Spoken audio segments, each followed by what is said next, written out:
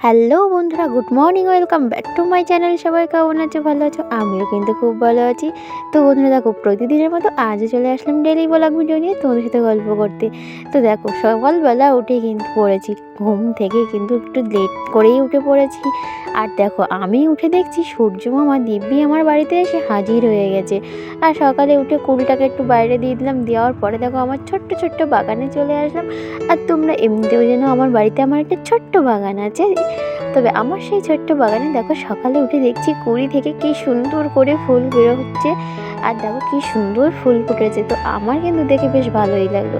আর এখানে দেখো চন্দন জবা, তো চন্দন জবা, লাল জবা, আর এই একটা যে ফুল দেখতে পাচ্ছ এটা কিন্তু বড় জবা।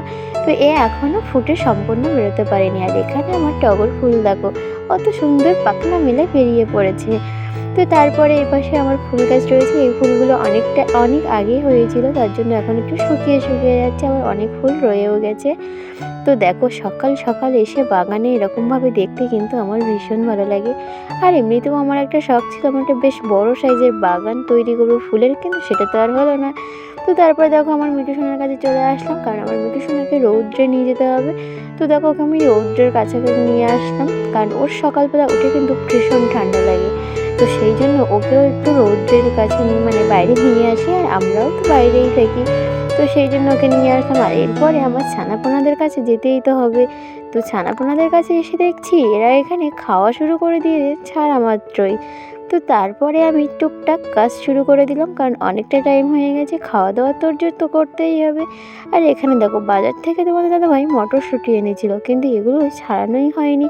তো তার জন্য বসে বসে একটু ছাড়িয়ে নিলাম। আর এভাবে কিন্তু ছাড়িয়ে একটু গায়ে সর্ষের তেল মাখিয়ে এরকম কুটো বা প্লাস্টিকে মুড়ে ফ্রিজের ভিতরে রেখে দিলে প্রায় অনেক দিনই থাকে, মানে যখন ইচ্ছা তখন বার করে কিন্তু খেতে পারবে। এগুলো কিন্তু এভাবে রাখলে নষ্ট হয় না।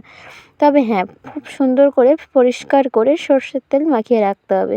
তো যেহেতু আমাদের অল্প মটরশুঁটি, সেজন্য আমি আর ওভাবে রাখবো না, কারণ এগুলো আমাদের বাড়িতেই লেগে যাবে। সেই জন্য দেখো, আমি ফ্রিজের একটা কৌটো নিয়ে নিয়েছি, এর ভিতরে দিয়েই কিন্তু ফ্রিজে দিয়ে দেবো। তো দেখো সুন্দর করে সাজিয়ে কিন্তু নিয়েছি, আর ছাড়িয়ে পরিষ্কার করে নিয়েছি। এখন দেখো ঢাকনাটা এঁটে দিয়ে দেবো ফ্রিজে।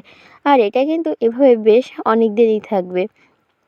তো তারপরে দেখো চলে আসলাম আমার ছানাপোনাদের জন্য খাবার খুঁজতে, কারণ তোমরা আমার লাইভে দেখেছো আমার ছানাপোনাদের কিন্তু এভাবেই সবজি কেটে দিই। আর এখানে দেখো আমার টুসি। তো বন্ধুরা, গল্প করতে করতে শ্বশুরমশাই আমার একটা নাচ শুরু করে দিল। তো তোমাদের এই নাচটা কেমন লাগলো অবশ্যই কিন্তু জানিও। তো তারপরে চলে আসলাম তোমাদের দাদা ভাইয়ের ড্রয়িং ক্লাসে।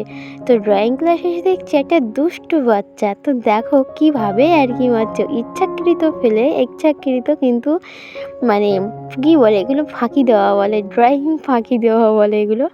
আমরা ছোটোবেলায় যেমন পড়াশোনার ফাঁকি দিয়ে বিভিন্ন শুধুই স্কুল যাওয়া বন্ধ করতাম, টিউশন যাওয়া বন্ধ করতাম, ঠিক তেমনই ও এরকমই। ওকে দেখে কিন্তু বেশ আমার ছোটোবেলার কিছু কিছু কথা মনে পড়ে গেল। তো দেখো, এরকম পড়াশোনার ফাঁকি তোমরাও কে কে দিয়েছো এটা কিন্তু অবশ্যই জানিও। তো বন্ধুরা, তোমরা যারা আমার লাইভে এসে কমেন্ট করো বা আমাকে সাপোর্ট করো, তার জন্য অনেক অনেক ধন্যবাদ সবাইকে। আর তোমরা যে ভালো ভালো কমেন্ট করো, সত্যিই আমার ভীষণ ভালো লাগে। তো সবাইকে অনেক অনেক ধন্যবাদ। তো তারপরে দেখো আমি চলে আসলাম রান্না করতে, আর রান্নার ধারে এসে দেখছি সবজি নিয়ে তো বাইরে এসেছি, আমার টুসি দেখছি সবজি নিয়ে বসে পড়েছে, কারণ সবজি ওর মায়ের, কাউকে হাত দিতে দেবে না।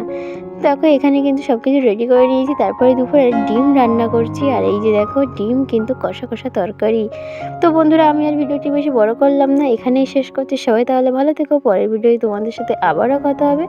আর আমার এই ছোট্ট ভিডিওটি ভালো লাগলে চ্যানেলটি অবশ্যই সাবস্ক্রাইব করো, আর কমেন্টে জানিও। তো টাটা বন্ধুরা।